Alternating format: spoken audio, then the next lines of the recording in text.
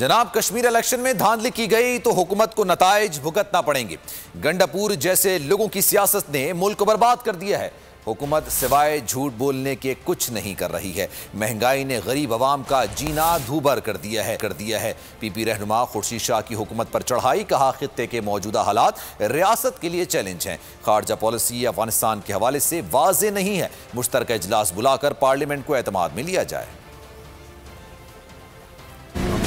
بہت ہی پریشان کن اور ریاست کے لیے بہت بڑا چیلنج ہے، اور یہ چیلنج کوئی ایک پارٹی ایک فرد ادا نہیں کر سکتا۔ چیلنج کیسے کر سکتا؟ ان حالات میں کہ حکومت کوئی ایسا قدم اٹھاتی ہے کہ الیکشن میں دھاندلی کرنے کا پروگرام ہے ان کا، تو یہ بڑے احمق لوگ ہوں گے اور ریاست کو بہت بڑا نقصان۔ آج ہم رائس بھی منگا رہے ہیں، آج ہم گندم بھی منگا رہے ہیں، آج شوگر بھی منگا رہے ہیں، آج کاٹن بھی منگا رہے ہیں۔ اس سے بڑا فیلیور کیا ہوگا؟ تو میں نے تو سجیشن دیا ہے کہ جوائنٹ سیشن کو بلاؤ، سب کو بلاؤ، سر جوڑ کے بیٹھو۔ ہم محب وطن ہیں، ہم ریاست کے خیر خواہ ہیں، ہم پاکستان کے اوپر اپنی ذاتی انا کو سامنے رکھتے ہوئے ایسے حالات پیدا کرنا نہیں چاہتے۔